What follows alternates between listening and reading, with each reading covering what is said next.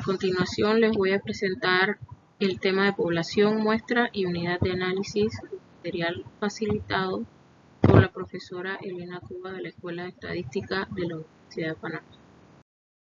Este es el contenido que vamos a estar desarrollando, el cual será complementado por ejemplos al final de las diapositivas. Esta sección de universo, muestra y unidad de análisis, población, muestra y unidad de análisis, forma parte de la sección de metodología del protocolo de investigación. Debemos recordar ciertos conceptos básicos para poder comprender mejor este tema, partiendo de qué es una población o universo, los diferentes tipos de población que existen, qué es una muestra, de la cual sale el individuo al cual vamos a medir ciertas características o variables que nos van a ayudar a responder nuestra pregunta de investigación, las cuales pueden ser cualitativas o cuantitativas. De esas variables van a salir los datos y esos datos entonces pueden ser continuos, pueden ser discretos y a la vez también reflejan diversas escalas de medición, por lo que pueden ser nominales, ordinales, intervalo o razón. De allí entonces van a salir las medidas de resumen de estos datos,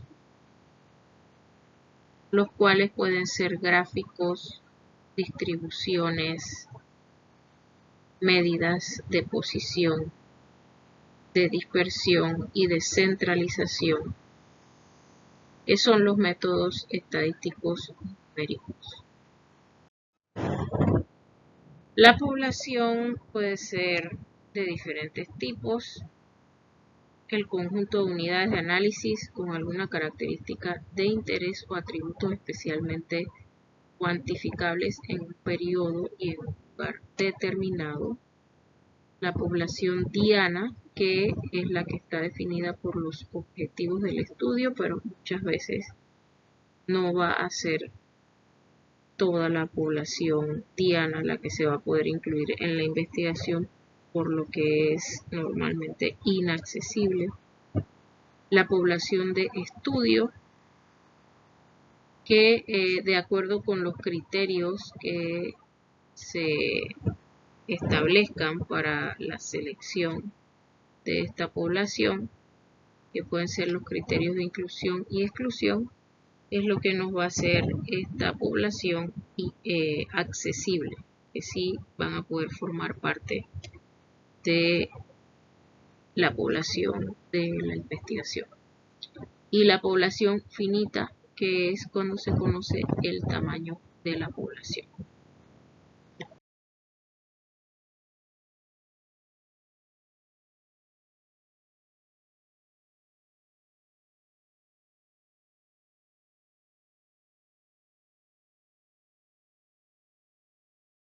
En resumen, tenemos la población blanco, que es a la que se aplicarán los resultados, la población fuente, que es el subgrupo de la población blanco, la población muestral, que son los reclutados, y la población en estudio, que son los incluidos. La población blanco la definimos a través de la pregunta de investigación, ya que es la población a la que se aplicarán las respuestas a la pregunta de investigación. La población fuente, por otro lado, que también se le conoce como marco muestral, normalmente consiste en una lista numerada de la población. Si yo no puedo tener una lista numerada de la población, entonces no puedo tener marco muestral.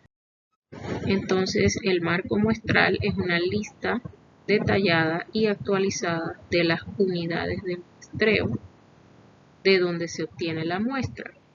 Aquí hay algunos ejemplos de marcos muestrales que nos permiten ver que no necesariamente va a ser la población de la cual se va a obtener el marco muestral, sino que puede ser unidades físicas o geográficas de a donde puedo captar esa población. Entonces aquí tenemos, por ejemplo, lista de distritos según estratos, directorio telefónico, lista de alumnos de una universidad, planos de una determinada comunidad, lista de manzanas o bloques de una comunidad. En el caso que la lista de la población fuente sea pequeña y todos los enlistados serán abordados para preguntarles si desean participar del estudio, entonces la población fuente sería igual a la población muestral. Pero si la población fuente es mucho mayor que la población o que la muestra requerida, se va a seleccionar una porción que será entonces la población muestral. Vamos a ver entonces los elementos de muestra. La población del estudio es lo que se le conoce como la muestra. Por lo general no se pueden obtener datos completos de la población blanco y en su lugar entonces es necesario confiar en los datos que se pueda obtener de una muestra de esa población blanco. Para poder generalizar en base a los resultados obtenidos de una muestra, necesitamos considerar cómo se relaciona la muestra con la población blanca. Ustedes deben pensar en este momento en sus propios proyectos de investigación que están diseñando para entonces poder considerar esas relaciones entre la población blanco o el universo de su estudio y cuál sería la población muestra, si pudiera ser la misma que la población blanco o si necesitarían una parte de esa población blanco que sería la muestra. Veremos ahora los elementos principales de la muestra, que son la fracción de muestreo, el porcentaje que representa la muestra sobre el total de la población, multiplicado por 100. El coeficiente de elevación, que es el número de veces que el tamaño de la población contiene al tamaño de la muestra. Aquí tenemos un ejemplo para ir viendo esto de una manera un poco más práctica. Este es un ejemplo de una población para estudios de casos y controles. Es similar a los estudios analíticos de prevalencia.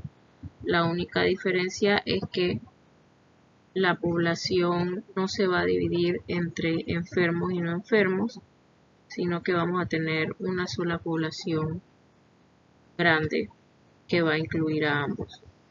Entonces, en este caso, la pregunta de investigación es cuáles son los factores de riesgo para fracturas de cadera en mujeres adultas en Panamá. En ese caso, la población blanco sería las mujeres entre 70 y 79 años de edad viviendo en Panamá.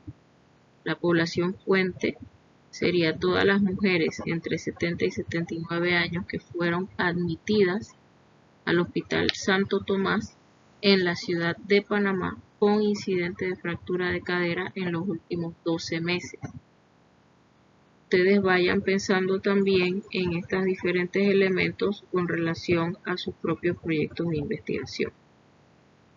Siguiendo con el ejemplo, el marco muestral en este ejemplo sería la lista de número de admisión de las mujeres entre 70 y 79 años de edad cuyos expedientes indican diagnóstico de fractura de cadera según código CIE-10. La población muestral sería todos los miembros de la población fuente a los que se les preguntará si desean participar como caso y cada caso se le solicitará nombres de 3 amigas mujeres en el mismo rango de edad que pudieran servir como controles. Luego tenemos la población de estudio, que serían los individuos elegibles de la población muestral que aceptan participar, o sea que cumplen con los criterios de selección y además aceptan participar. Y también hay que definir, especificar el procedimiento para el reclutamiento, que en este caso sería entrevista presencial o por llamada telefónica. Entonces ustedes van a ir pensando para sus propios proyectos de investigación cada uno de estos elementos, porque también los deben especificar en el protocolo de investigación. Es importante hacer una distinción entre la unidad de análisis y la unidad de muestreo. Muchas veces pueden coincidir la unidad de análisis ser también la unidad de muestreo, pero también se puede dar la situación que son diferentes. La unidad de muestreo es la unidad seleccionada del marco muestral y es el elemento utilizado para seleccionar la muestra. Por ejemplo, si se desea conocer en qué medida las madres de una determinada comunidad cumplen o no con el calendario de vacunaciones de sus niños menores de 5 años, la unidad de muestreo podrían ser las viviendas numeradas de la comunidad, y la unidad de análisis, que es de donde van a salir los datos o variables, va a ser la madre de familia, que es a la que se va a entrevistar. Entonces, como vemos en este caso, no coincide la unidad de muestreo y la unidad de análisis, porque no es factible obtener una unidad de análisis, la unidad de muestreo como la madre de familia, porque no tenemos la lista de las madres de familia, por lo que es mucho más sencillo en este caso definir la unidad de muestreo como las viviendas numeradas de una comunidad de las que sí pudiéramos obtener una lista. Recuerden que algo esencial para hacer unidad de muestreo es poder ser un elemento del marco muestral. Y el marco muestral siempre requiere que tengamos una lista. Entonces, cuando no se puede obtener una lista de la unidad de análisis, vamos a necesitar una unidad de muestreo diferente de la unidad de análisis de la que sí podamos tener una lista. En cuanto a la muestra, lo primero que tenemos que definir es el tamaño de la muestra, y para calcularla hay que tomar en cuenta 3 factores. El primero es el porcentaje de confianza, que es la seguridad que existe para generalizar los datos desde la muestra hacia la población total. El segundo es el porcentaje de error que se pretende aceptar al momento de hacer la generalización. El tercero es el nivel de variabilidad que se calcula para comprobar la hipótesis. Para evitar un costo muy alto para el estudio, o debido a que en ocasiones llega a ser prácticamente imposible el estudio de todos los casos, entonces se busca un porcentaje de confianza menor. O sea que del 100% voy a buscar un 95%. Ese sería entonces ese nivel de confianza para el estudio. Aquí vemos entonces una relación de estos 3 elementos en relación al tamaño de la muestra. El tamaño de la muestra es directamente proporcional al nivel de confianza Z, que es uno de los 3 elementos que vimos en la diapositiva anterior. En cuanto al error, el tamaño de la muestra es inversamente proporcional al error estimado. Y en relación con la variabilidad, el tamaño de la muestra es directamente proporcional a la variabilidad del fenómeno a estudiar. Eso quiere decir que a mayor tamaño de la muestra, mayor variabilidad, mayor nivel de confianza y menor error. Las fórmulas para calcular el tamaño de la muestra van a depender del diseño de la investigación y las variables que vamos a medir. Si nuestra investigación es una investigación descriptiva y solo vamos a estar midiendo variables para describirlas individualmente, entonces lo que vamos a necesitar es la fórmula para determinar el tamaño de muestra para la estimación de las medias. Y esta fórmula tiene dos variaciones, la que es con reemplazos a partir de población infinita y la que es sin reemplazos a partir de población finita. Elegimos una u otra de acuerdo a si tenemos un marco muestral o no. Si no logramos tener un marco muestral, entonces vamos a utilizar la que es a partir de población infinita, porque no tenemos una n total, pero finito definido.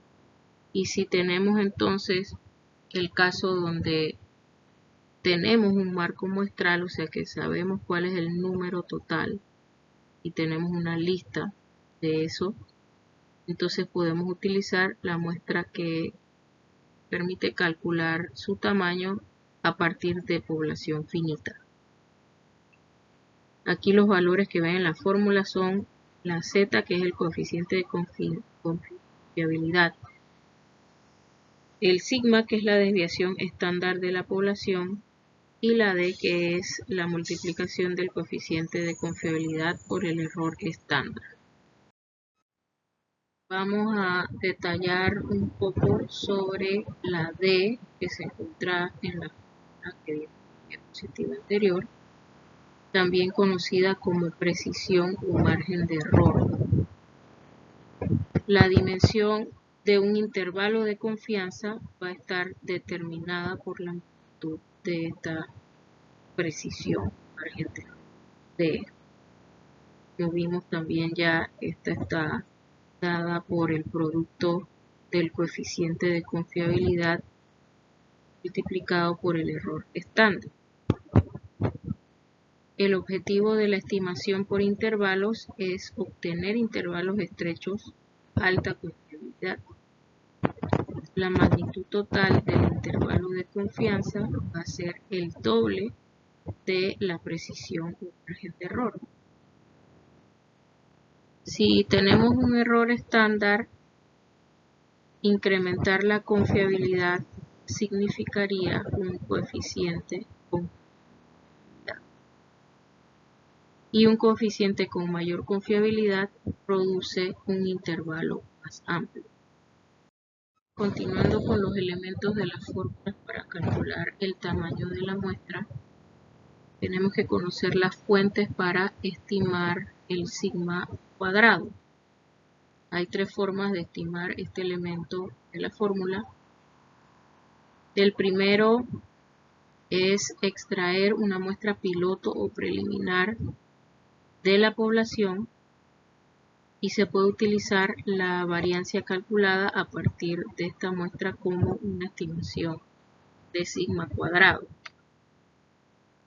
En este caso, las observaciones utilizadas en la muestra piloto se toman como parte de la muestra final, de modo que n, o el tamaño calculado de la muestra, menos n1, o tamaño de la muestra piloto, es igual a n2, que es el número de observaciones necesarias para satisfacer el requerimiento total del tamaño de la muestra.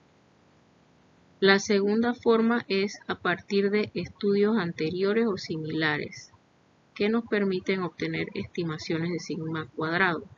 Y la tercera es que si se cree que la población de la cual se extrae la muestra posee una distribución aproximadamente normal, se puede aprovechar el hecho de que la amplitud es aproximadamente igual a 6 desviaciones estándar y calcular el sigma aproximado de R dividido entre 6.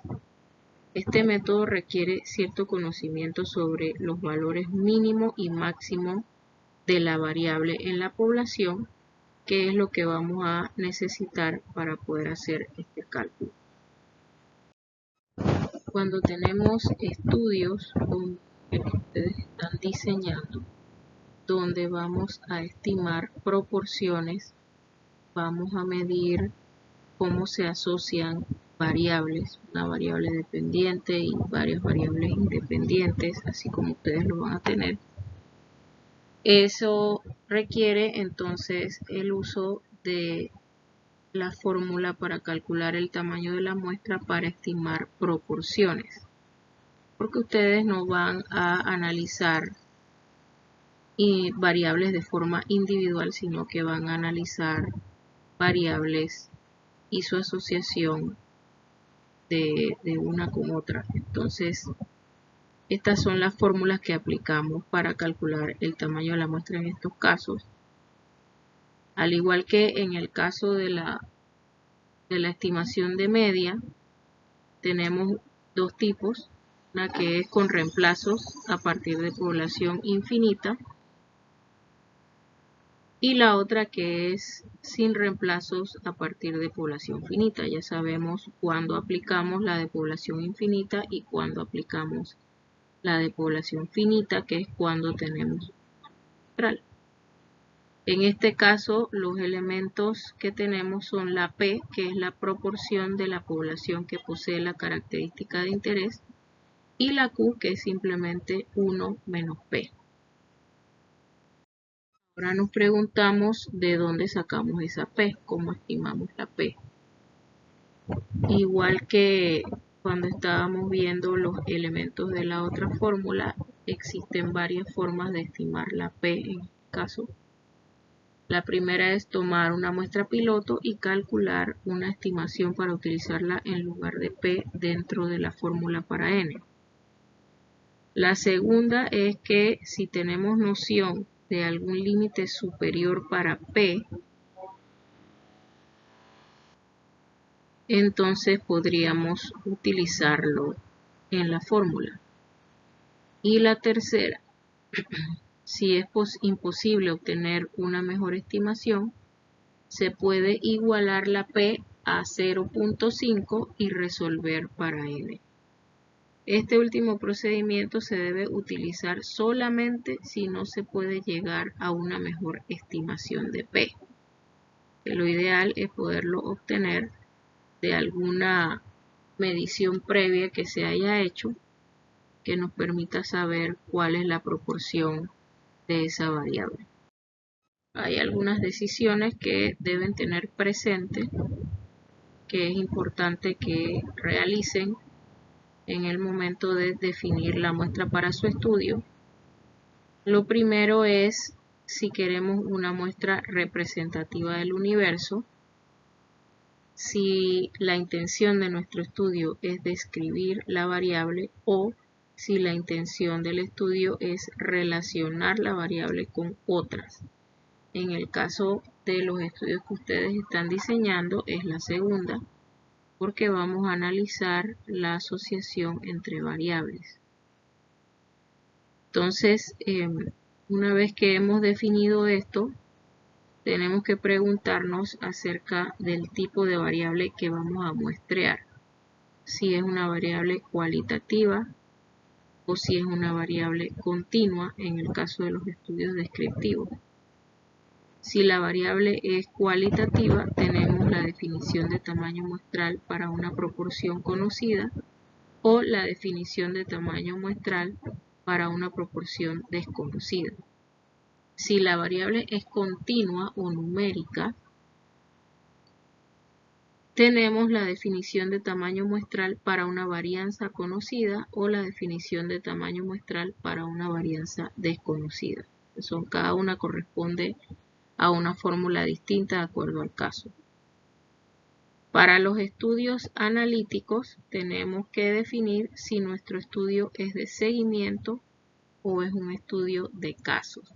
Si es un estudio de seguimiento, vamos a definir el tamaño muestral para un RR o riesgo relativo y un poder definidos. Si es un estudio de casos, vamos a definir el tamaño muestral para una OR o odds ratio y un poder definido.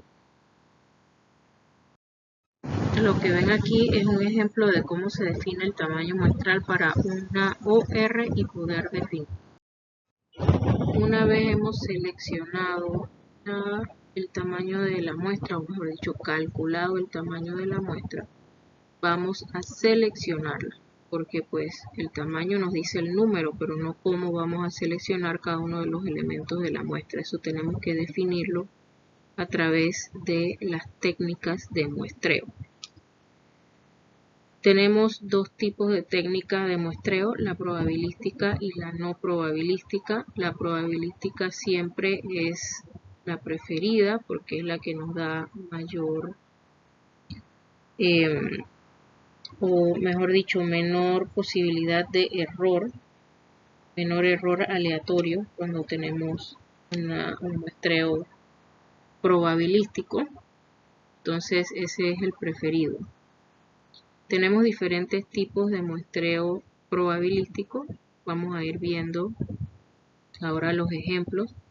Tenemos en primer lugar el azar simple, el muestreo por conglomerados y el muestreo por estratos. Por otro lado tenemos cuando no hay posibilidad de definir un marco muestral, que es una lista de todos los elementos que conforman la población, entonces no podemos tener un muestreo probabilístico y tenemos que abocarnos a las técnicas de muestreo no probabilísticas o dirigidas, entre las que podemos mencionar el muestreo por cuotas, sujetos voluntarios, sujetos expertos, sujetos tipos, entre otros que existen. Aquí podemos ver entonces algunos tipos de muestreo probabilístico. Ya los habíamos mencionado: simple, el sistemático, el estratificado y por conglomerados. Aquí podemos ver tres ejemplos. El muestreo por conglomerados, en donde, suponiendo que tengamos una gran cantidad de conglomerados, por ejemplo, pudieran ser edificios o bloques o manzanas de una comunidad. Digamos que tenemos 500 bloques o manzanas o 500 edificios. Lo que vamos a hacer es aleatorizar los conglomerados. Vamos a seleccionar esos conglomerados al azar. Y una vez seleccionados al azar, entonces dentro de cada conglomerado vamos a considerar todos los elementos dentro de cada conglomerado. El muestreo aleatorio simple es el método clásico y consiste en que la muestra se selecciona estrictamente al azar. O sea, de tal manera que todas las unidades de muestreo de la población tienen igual probabilidad de quedar incluidas en la muestra. A través de este método se garantiza que no haya sesgos de selección. Aquí pueden ver los pasos y qué necesitamos para el muestreo aleatorio simple. Lo que necesitamos es información previa sobre la medición de la variable de interés, una lista con los elementos de la población numerados consecutivamente. Si no tenemos esa lista, no podemos hacer el muestreo aleatorio simple. Y esto lo podemos hacer a través de Excel con una función que tiene Excel, el Excel les va a permitir entonces identificar de esa lista los números seleccionados. Desde el punto de vista teórico, esto es sencillo y es la base para los demás tipos de muestreo. Esto permite que todos los elementos de la población se tratan como iguales y se identifican con un número. Y así se obtiene una muestra estadísticamente representativa, pero puede ser un poco engorroso e inútil si la población es grande y además costoso. Este tipo de muestreo lo podemos utilizar cuando la población es muy grande y variable para el carácter que se está estudiando. Cuando no se sabe la existencia de subpoblaciones, entre las cuales hay marcadas diferencias entre la presentación del carácter, porque si es así, entonces tendremos que usar otros tipos de muestreo como el estratificado, que vamos a ver más adelante, y también cuando es posible tener un listado completo de todos los elementos componentes de la población. Como ya les dije, si esto no es posible, no podemos hacer el muestreo aleatorio simple. Aquí tenemos un ejemplo. Ya les he estado diciendo es necesario un marco muestral, es decir, una lista numerada de todos los elementos de la población. Si no tenemos esto, no podemos llamarlo muestreo aleatorio simple. No podemos decir que nos paramos en una esquina y los que pasan, entonces eso es un muestreo aleatorio. El muestreo aleatorio requiere una lista numerada de todos los elementos que nos permita, como por ejemplo aquí, de 10, sacar 3 aleatoriamente de los números que están en esa lista. Y a esos entonces es a lo que se les aplica el instrumento de recolección. En esta diapositiva podemos ver los diferentes tipos de fórmulas que se podría utilizar cuando vamos a hacer un muestreo aleatorio simple. Recuerden que primero tenemos que calcular el tamaño de la muestra y luego aplicarle a esta muestra el muestreo, la técnica de muestreo, que en este caso sería muestreo aleatorio simple. Una vez que hemos calculado el tamaño de la muestra, aplicamos la técnica de muestreo y medimos la variable que nos interesa. Entonces, a esos valores vamos a calcularles un parámetro, ya sea la media, el total, la proporción, el total por clase o la razón. Y además de ese estimador puntual, vamos a tener el estimador de la varianza y sus respectivos intervalos de confianza. Y aquí tenemos entonces las diferentes fórmulas que existen para calcular estos estimadores, ya sea puntual, por intervalo o de la varianza. Ya para finalizar con el muestreo aleatorio simple, vamos a recordar las ventajas y desventajas que tiene este muestreo. Es sencillo y fácil de comprender. Vieron, los pasos son simples. El cálculo se puede hacer de forma rápida y también de sus respectivos estimadores. Se basa en la teoría estadística y por tanto existen programas para analizar los datos. Entre sus desventajas, que requiere que se posea de antemano un listado completo de toda la población. Espero que esto les haya quedado bien claro, porque se tiende a cometer el error de poner muestreo aleatorio simple cuando no nos es posible conseguir un listado completo de toda la población. Si esto no se puede, reitero, no es posible realizar el muestreo aleatorio simple. Y la otra desventaja, cuando se trabaja con muestras pequeñas, es posible que no represente a la población adecuadamente, y a la vez cuando se trabaja con muestras demasiado grandes se vuelve entonces muy engorroso. Otro tipo de muestreo probabilístico es el muestreo sistemático, similar al muestreo aleatorio simple.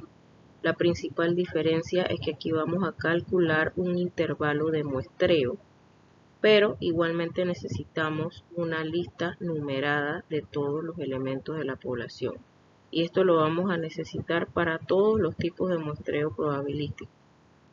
Entonces, aquí luego que calculamos el intervalo de muestreo, al azar vamos a escoger el primer elemento que se entrará en la muestra. De allí en adelante el resto de los elementos se van a incluir sistemáticamente de acuerdo al valor del intervalo de muestreo. Esto arroja buenos resultados, principalmente cuando la variable de estudio principal está ordenada por años, valor, cantidad o algún tipo de orden. El procedimiento del muestreo sistemático es igualmente bastante sencillo. Primero, pues se requieren los elementos que sigan un orden, como he dicho. Determinamos el tamaño de la población. Necesitamos, una vez que determinamos también el tamaño de la muestra, dividir el tamaño de la población entre el tamaño de la muestra. Esto nos da entonces el intervalo de selección, que sería K. Luego de esto se elige un número al azar, NA, entre 1 y K. Entonces la muestra sería la primer elemento de la muestra sería el número al azar obtenido. El segundo sería el primer elemento más la K. El tercero sería el elemento primero obtenido más 2 multiplicado por K, y así sucesivamente hasta el n elemento, que sería el primero más n menos 1 por K. Eso nos va dando entonces, como vemos en este ejemplo, de acuerdo con el intervalo de selección, los diferentes elementos del 1 al 600 que salen seleccionados de esta manera. Tenemos ejemplos para que lo veamos más concretamente. Una muestra de 5 personas que salió de una población de 20, dividimos la población entre la muestra 20 entre 5 para obtener el K o intervalo de selección que nos da 4. Tenemos nuestro marco, que es el listado de las personas ordenadas de acuerdo, en este caso es un ejemplo del saldo de su tarjeta de crédito. Recuerden que es importante tenerlos ordenados de alguna forma en este tipo de muestreo probabilístico sistemático. Una vez que tenemos la K y nuestra lista, entonces el tercer paso sería seleccionar el primero de forma aleatoria. En este caso el número aleatorio nos da 3, así que empezamos con el sujeto número 3 de la lista. El segundo sujeto de la lista sería entonces el 3 más el número el del intervalo de selección, que es 4, que lo hemos calculado 4. Sumamos 3 más 4 y sería entonces el sujeto 7, el segundo de nuestra muestra. Y así nos vamos. El tercer sujeto de nuestra muestra sería el número aleatorio más la multiplicación de 2 por 4, que sería el sujeto 11 de la lista original. Luego el sujeto 3 de nuestra muestra sería el número aleatorio más 3 multiplicado por 4, que es el intervalo de selección. Eso nos daría el sujeto 11 de la lista original, que sería nuestro tercer sujeto. El sujeto número 3 de nuestra lista sería el 3, que es el número aleatorio, más 3 multiplicado por 4, que es el intervalo de selección. Eso nos da el sujeto número 15 de la lista original. Y el quinto de nuestra lista o muestra sería el sujeto número 3 más multiplicado 4 por 4, que es el intervalo de selección, igual a 19, que sería entonces la persona número 19 de la lista original, sería nuestro quinto sujeto en la muestra. Y así sucesivamente sigue el cálculo del muestreo sistemático. Reiterar entonces las ventajas y desventajas de este tipo de muestreo también probabilístico. Es fácil, como lo vimos, simplemente calcular el intervalo de selección, elegir el primero al azar y de ahí nos vamos aplicando el intervalo de selección y sumándolo al número al azar para obtener las diferentes personas de la lista original que van a quedar en la muestra. No siempre es necesario tener un listado de toda la población, porque pues como ven el primer número solamente es el que es al azar. Cuando la población está ordenada siguiendo una tendencia conocida, asegura una cobertura de las unidades de todos los tipos, por eso es que es importante tener la lista ordenada de alguna forma. La desventaja principal es que si la constante de muestreo está asociada con el fenómeno de interés, se pueden hallar estimaciones. El tercer tipo de muestreo probabilístico es el muestreo estratificado, y este lo utilizamos cuando no basta que cada uno de los elementos muestrales tengan la misma probabilidad de ser escogido, sino que además es necesario estratificar la muestra en relación a estratos o categorías que se presentan en la población y que aparte son relevantes para los objetivos del estudio. Entonces se diseña una muestra probabilística estratificada. A veces es indispensable agrupar a la población en estratos o clases, manteniendo la homogeneidad entre sus elementos. Quiere decir que cuanto más homogéneos sean los estratos, más precisas serán las estimaciones y la heterogeneidad entre los estratos. En cada estrato vamos a hacer entonces un muestreo aleatorio simple o sistemático. Este muestreo es importante tenerlo presente cuando tenemos estratos marcados en la población que son homogéneos en su interior y diferentes entre sí en propiedades y tamaño, porque los estratos más grandes tienen mayor probabilidad de ser representados. Entonces lo que hacemos es que los dividimos y así los tres estratos tienen la igual probabilidad de ser representados. En este ejemplo son tres estratos, pueden ser más. ¿Cuándo se debe usar el muestreo estratificado? Principalmente en poblaciones donde se supone o se conoce que la distribución de las variables de mayor interés es diferente entre sus poblaciones fácilmente identificables.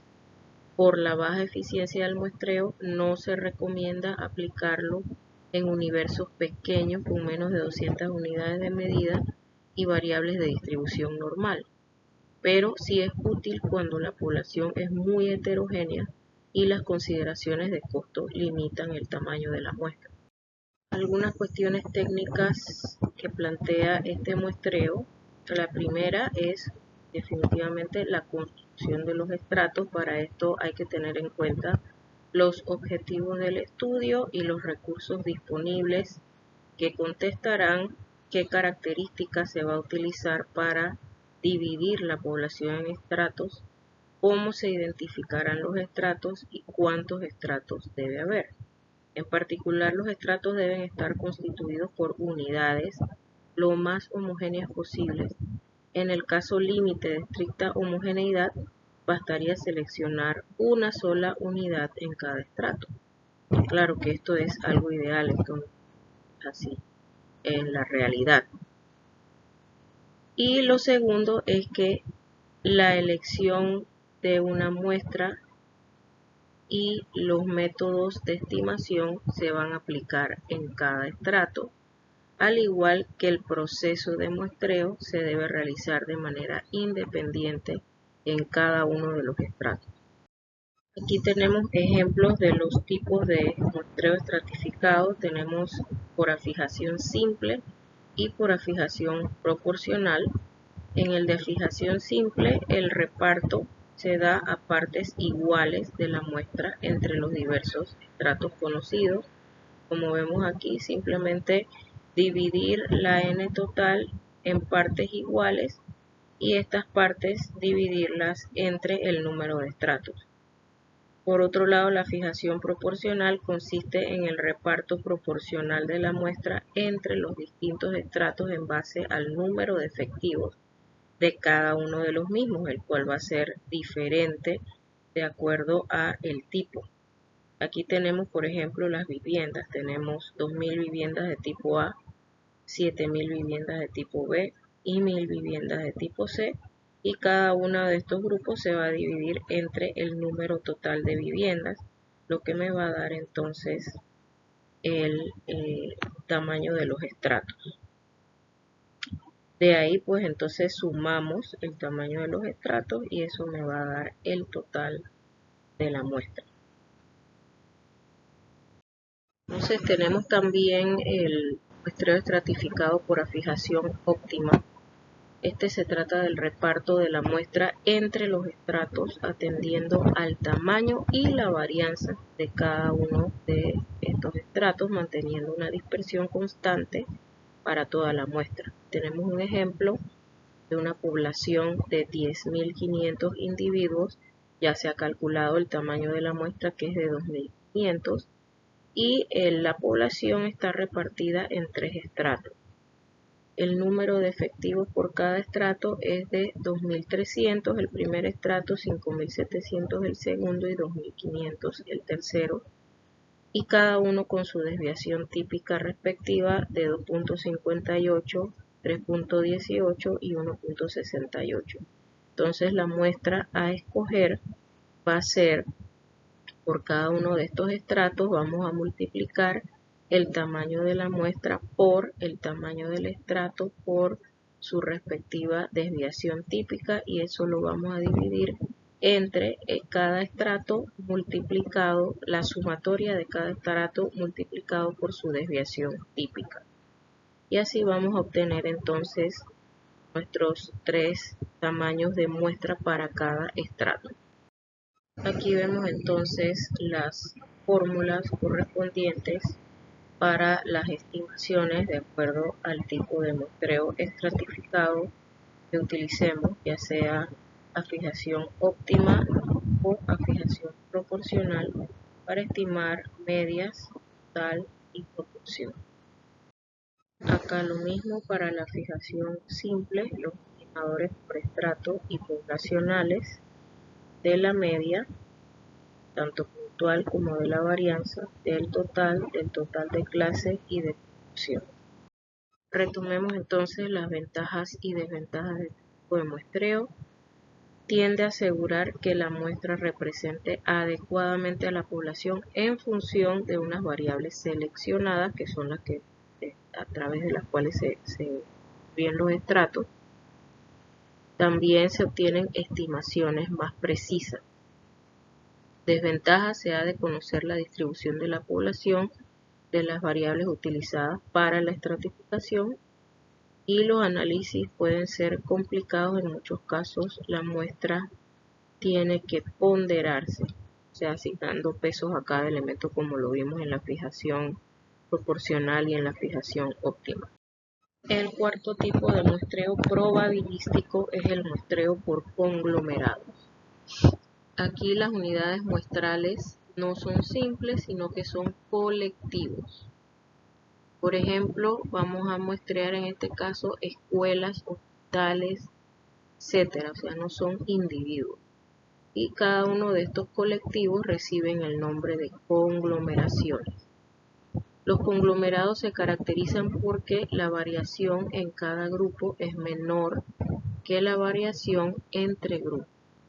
Se pretende que los conglomerados sean homogéneos entre sí, sin embargo, que las unidades que las componen sean heterogéneas. Se realiza eligiendo varios de estos grupos al azar, y ya elegidos algunos, podemos estudiar a todos los individuos de los grupos elegidos, o bien seguir aplicando dentro de ellos más muestreos por grupos, por estratos o aleatorios simples. Entonces, como vemos aquí, a diferencia del muestreo estratificado, donde los estratos son homogéneos entre sí, mejor dicho, en su interior, aquí en el muestreo por conglomerados, los conglomerados o conglomeraciones son heterogéneos en su interior y diferentes entre sí en propiedades y tamaño. ¿Cuándo debemos usar el muestreo por conglomerados? Cuando existe alta dificultad para llegar a todas las unidades de muestreo del universo, debido a una gran dispersión espacial o a tener barreras físicas de acceso. El muestreo por conglomerados es menos costoso que el muestreo estratificado o irrestricto si el costo por obtener un marco que liste todos los elementos poblacionales es muy alto, o si el costo por obtener observaciones se incrementa con la distancia que separa los elementos. Entonces aquí no vamos a necesitar un listado de cada unidad de análisis, sino probablemente solo un listado de las unidades de muestreo, que en este caso serían los conglomerados. En cuanto a las diferencias entre el muestreo de conglomerados y el estratificado, al igual que en el estratificado todos los elementos deben estar contenidos en un solo grupo, no se debe quedar ningún elemento sin agrupar, ni debe haber duplicidad. En el muestreo de conglomerados los grupos pueden ser conformados naturalmente, sin que exista una variable de estratificación como si se necesita en el muestreo estratificado. Los elementos de los grupos son heterogéneos, mientras que en el estratificado los estratos son homogéneos dentro de sí. Aquí tenemos un ejemplo donde se estudia la percepción de las familias en relación a un determinado producto. La población meta son las familias residentes en 20 edificios de Punta Paitilla. Eso es un montón de gente, muchas personas. Entonces se ha decidido considerar cada edificio como un conglomerado de familias. Obviamente la unidad de análisis no va a ser el edificio, sino las familias. Pero la unidad de muestreo van a ser los edificios. El muestreo se realizará en una sola etapa. Entonces el marco va a ser el marco muestral, el listado de los edificios, los 20 edificios de Punta Paitilla, objetos de estudio. Y las unidades o elementos de análisis van a ser las familias. Del total de 20 edificios se va a calcular la muestra que sale de 3 edificios en este caso, y cada uno de los edificios elegidos va a ser al azar y se van a encuestar dentro de esos conglomerados a todas las familias residentes.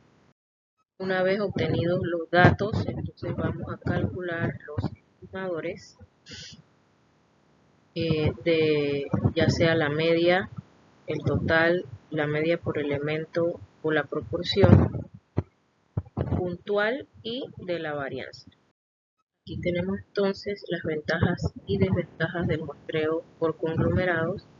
Este muestreo es muy eficiente cuando la población es muy grande y dispersa, reduce costos. No es preciso tener un listado de toda la población, solo de las unidades primarias de muestreo.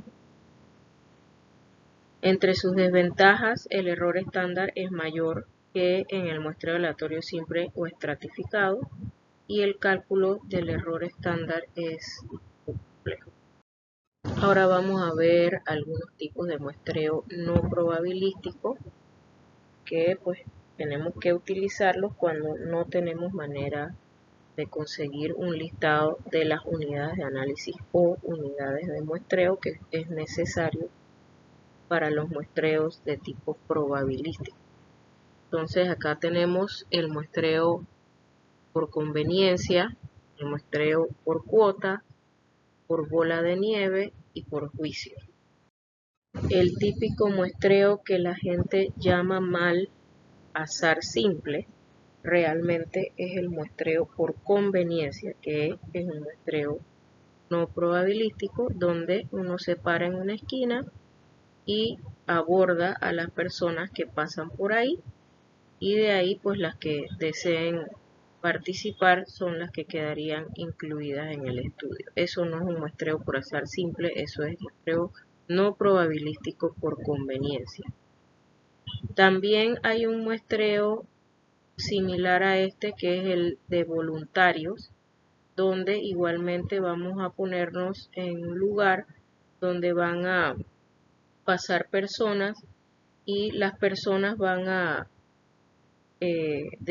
decidir participar o no, y muchas veces estas personas que deciden participar tienen características muy similares que los hacen ser voluntarios, no solo para una investigación, sino en cualquier cosa. Este tipo de personas tienden a ser más a ser voluntarios para cualquier tipo de cosas donde se les solicite su participación. Entonces estas son poblaciones que ya han sido estudiadas por sus características, porque tienden a ser voluntarios para muchas cosas, no solo para investigación. Hay otro tipo de muestreo de conveniencia opinático que se le llama el muestreo por selección intencionada. Este, a diferencia del muestreo clásico por conveniencia, consiste en la elección por métodos no aleatorios de una muestra cuyas características sean similares a la población objetivo. Lo que vamos a hacer es aplicar unos criterios de selección. En este tipo de muestreo, la representatividad la determina el investigador de modo subjetivo, siendo este el mayor inconveniente del método, ya que no podemos cuantificar la representatividad de la muestra. Casi siempre va a presentar sesgos y por tanto debe aplicarse únicamente cuando no tenemos alternativa de aplicar los muestreos probabilísticos. Aquí tenemos algunos ejemplos, las encuestas en los periódicos electrónicos. el muestreo habitual en los trabajadores en psicología. También puede ser útil cuando se pretende realizar una primera prospección de la población o cuando no existe un marco de la encuesta definido.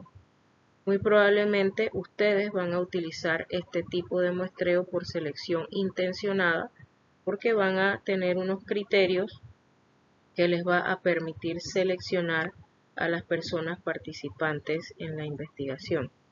Entonces, pues este tipo de muestreo es bastante utilizado, principalmente, pues como lo decía, cuando no tenemos la posibilidad de contar con un marco muestral. El muestreo intencional también puede ser a través de un proceso por el que el investigador selecciona directa e indirectamente los individuos de la población. Un ejemplo es cuando se tiene personas de fácil acceso, por ejemplo, los profesores de la universidad emplean con mucha frecuencia a sus propios alumnos. Y también los voluntarios son un caso particular, como lo veíamos anteriormente, de este tipo de muestreo. Entonces, simplemente es un tema de un motivo por el cual se tiene más fácil acceso a esa población y entonces ese es el motivo principal de la selección de los participantes. Hemos visto entonces las diferentes formas de muestreo por conveniencia. Ahora vamos a ver el muestreo de juicios. Simplemente consiste en acudir a expertos para que nos ayuden a determinar una muestra representativa. En cuanto al muestreo no probabilístico por cuotas o accidental, se asienta generalmente sobre la base de un buen conocimiento de los estratos de la población y o de los individuos más representativos o adecuados para los fines de la investigación. Se construye una muestra a escala de la población objeto de estudio, fijándose las condiciones que deben cumplir los elementos muestrales. Conlleva una muy buena planificación del trabajo de campo. Pueden conseguirse resultados próximos a un muestreo estratificado, pero no tiene el carácter de aleatoriedad que tiene el muestreo estratificado. Por último, entonces tenemos el muestreo de bola de nieve. Este consiste en localizar a algunos individuos, una submuestra por alguno de los métodos anteriores, los cuales conducen a otros y estos a otros y así hasta conseguir una muestra suficiente, o sea, se van pidiendo referencias. Y entonces esto se puede hacer pidiéndoles que elijan a otras personas a partir de ciertas características, condiciones o criterios. Este tipo se emplea muy frecuentemente cuando se hacen estudios con poblaciones marginales, delincuentes, sectas, determinados tipos de enfermos, o sea, cuando es algo muy específico, utilizamos este tipo de muestreo porque es más fácil llegar a esas poblaciones que no son tan fáciles de conseguir de la población general. Para finalizar con las técnicas de muestreo, vamos a ver algunas ventajas y desventajas del muestreo probabilístico y el no probabilístico. El probabilístico sirve para cantidades, cuantifica todos los casos presentes en el marco muestral, tienen la probabilidad de estar en el marco final, es ciego a la hora de seleccionar elementos de las muestras finales, no requiere un conocimiento elevado de la población a estudiar, permite inferencias estadísticas, porque pues el muestreo probabilístico es el que estadísticamente nos va a arrojar resultados estadísticamente significativos y que puedan ser generalizables. Desventajas es que los elementos perdidos no hay forma de incorporarlos porque pues se seleccionan al azar. Marco muestral inadecuado no nos permite realizar este tipo de muestreo. Necesitamos un marco muestral necesariamente. No va a cubrir a toda la población. Puede que se incorporen elementos extraños, que se hagan agrupaciones o duplicaciones. Por otro lado, el no probabilístico, las ventajas principales son que es útil cuando se quiere cualificar. Todos los casos no tienen la misma probabilidad de ser seleccionados para la muestra. El investigador elige los casos que más le interesan para una información más rica. Requiere un conocimiento elevado de la población, permite hacer inferencias lógicas. Y yo voy a poder tener resultados internamente válidos si mido las variables adecuadamente, pero no voy a poder generalizar al universo, que es lo que sí me permite el muestreo probabilístico. Las desventajas: las inferencias realizadas con este tipo de muestreo no tienen validez estadística en el sentido de que no pueden ser generalizadas al universo, como les decía.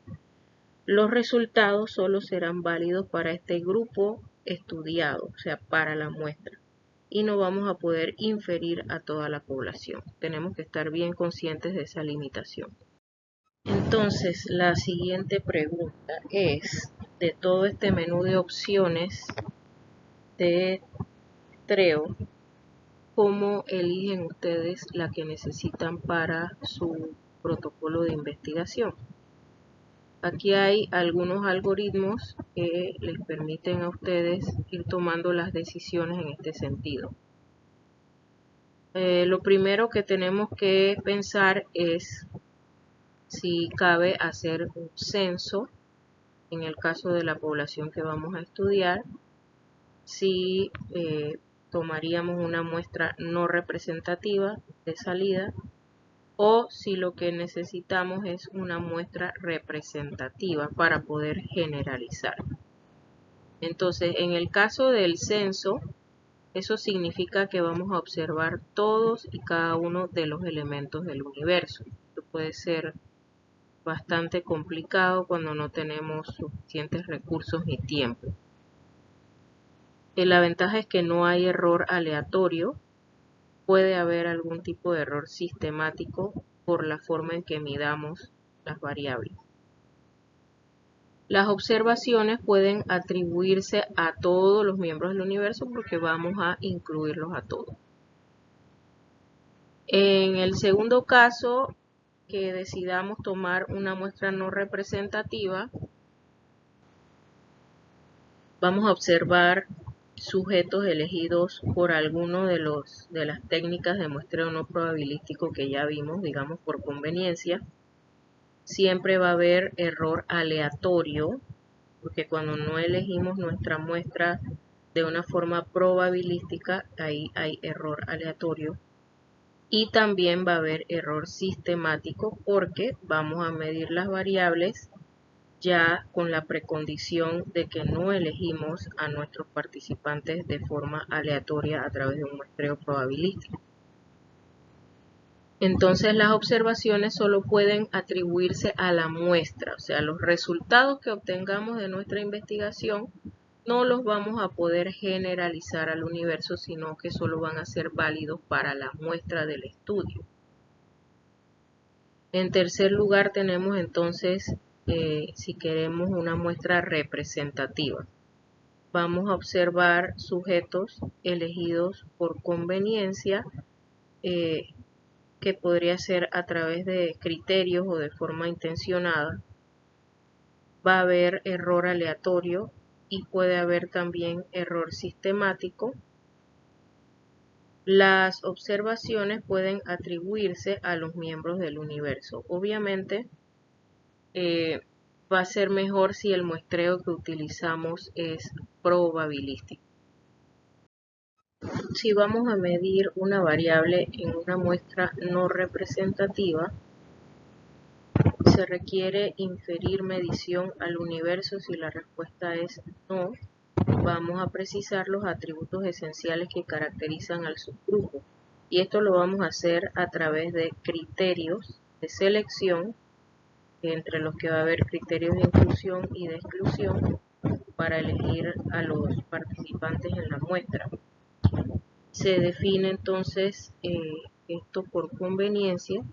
Los sujetos que cumplan los criterios de inclusión son representativos de un universo artificial y la observación de este universo artificial solamente va a ser predicable a sus integrantes, ya que no podemos generalizar. Si requerimos inferir la medición al universo, volviendo a acá, la pregunta, entonces este procedimiento estaría contraindicado y tendríamos que replantear nuestra decisión y no podríamos entonces utilizar el muestreo a través de criterios, sino que tendríamos que utilizar una técnica probabilística. Si queremos estimar un parámetro del universo partiendo de una muestra representativa, nos preguntamos de qué naturaleza es el parámetro a estimar. Si es de naturaleza cualitativa, entonces el muestreo representativo que vamos a utilizar es para estimar proporción. Esto aplica para el diseño de los estudios que ustedes están elaborando, que son diseños transversales analíticos, en donde el parámetro que van a estimar es una proporción, que es la conocida razón de prevalencia. Entonces, como lo que ustedes van a estimar es una proporción, tendrían que utilizar el muestreo representativo para estimar una proporción y también para elegir la fórmula del tamaño de la muestra para estimar una proporción. Cuando lo que se va a estimar es una variable continua, el muestreo representativo que se utiliza es para estimar una media, pero esto no aplica en el caso de los diseños que ustedes están programando. Hemos hablado entonces ya de la población, de la muestra, de las fórmulas para calcular el tamaño de la muestra, de las diferentes técnicas y decisiones para nuestro muestreo, y ahora vamos a hablar de las unidades de análisis. La unidad de análisis también se le conoce como el elemento de la población, que es aquella unidad indivisible de la que se obtiene el dato estadístico, o pues de la que se va a estimar un parámetro. Aquí hay algunos ejemplos: el paciente, la madre de familia, la nota de enfermería, el animal de experimentación, objeto que participa en el estudio conformando la muestra, y como ya hemos visto anteriormente, no siempre coincide con la unidad de muestreo. Puede que sí, puede que no, dependiendo de las condiciones de la investigación y de la facilidad para obtener un listado de la unidad de análisis, que muchas veces no es posible, y por ese motivo terminamos entonces definiendo una unidad de muestreo distinta a la unidad de análisis de la que sí podemos obtener listado para poder hacer un muestreo probabilístico, que es lo ideal. Si fuéramos a realizar un estudio de casos y controles, principalmente necesitamos definir el caso, donde todos los casos deben presentar el mismo problema de salud. La definición de caso debe ser muy clara en cuanto a las características, signos y síntomas que deben estar presentes o ausentes para que se categorice a un individuo como caso. Por ejemplo, todos los casos deben estar en el mismo estadio de la enfermedad. El grupo control, por otro lado, debe ser similar a los casos en todos los sentidos, excepto por la enfermedad. Puede ser útil tener una definición de control para que los individuos límites sean excluidos de ser casos o controles.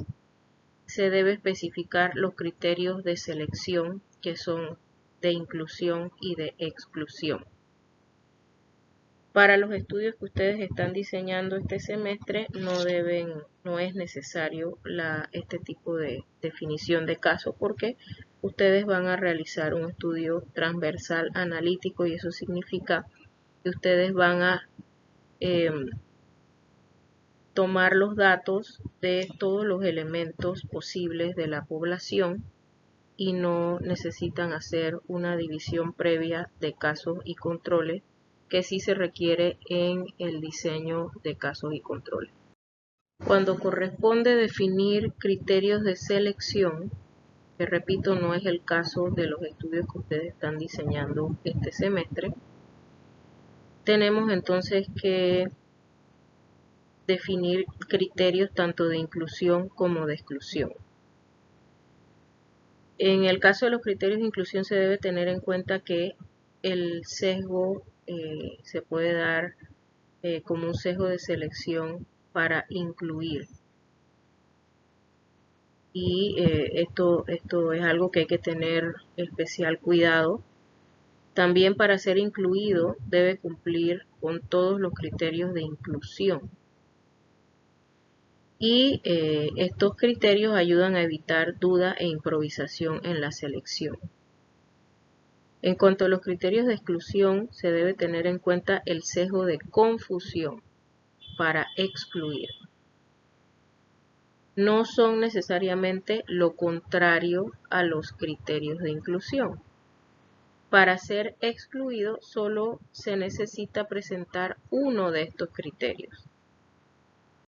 Finalmente, una vez que hemos obtenido los datos a partir de las variables o características que medimos en nuestras unidades de análisis, lo que vamos a calcular a partir de esos datos son los parámetros o estadísticas.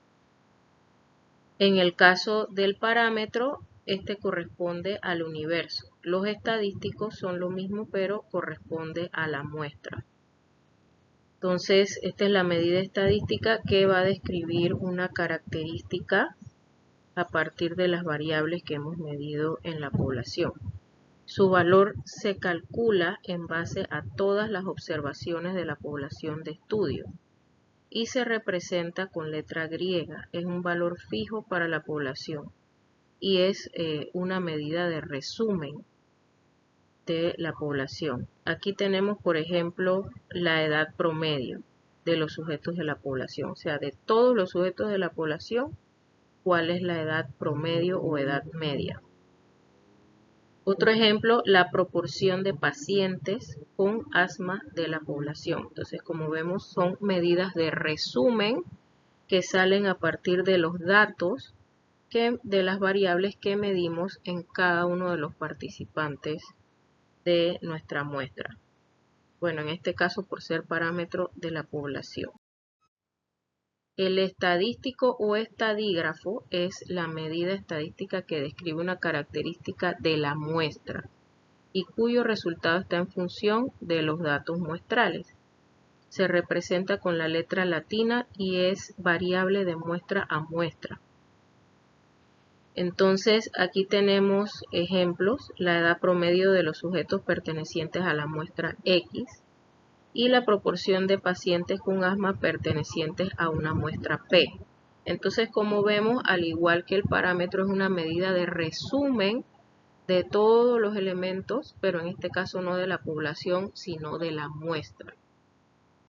Para finalizar tenemos entonces un ejemplo de la determinación del porcentaje de niños desnutridos menores de 5 años en un distrito particular para cierta fecha. La población de estudio en este caso sería la muestra de los niños de ambos sexos menores de 5 años en el distrito particular en la fecha indicada. El marco muestral, en este caso no podemos obtener una lista de esos niños en ese distrito, entonces nuestro marco muestral va a ser en base al plano o croquis del distrito y la unidad de muestreo no van a ser obviamente los niños, sino las manzanas o bloques de ese plano en ese distrito. Como lo que nos interesa estimar es una proporción, entonces el tamaño de la muestra lo vamos a definir a través de la fórmula de estimación de proporciones a partir de población finita, porque tenemos ese número de niños de niños de ambos sexos menores de 5 años en ese distrito. Si tenemos ese número, utilizamos la fórmula que es a partir de población finita. Si no tuviéramos ese número, tendríamos que utilizar la estimación de proporciones a partir de población infinita para poder calcular el tamaño de la muestra. La selección, entonces en este caso, como vamos a utilizar como unidad de muestreo las manzanas o bloques del distrito, sería probabilística por conglomerados, los conglomerados siendo las manzanas o bloques. La unidad de análisis va a ser el niño menor de 5 años. El parámetro va a ser la proporción de los niños desnutridos menores de 5 años del distrito particular, mientras que el estadístico es la proporción de niños desnutridos menores de 5 años que formen parte de nuestra muestra.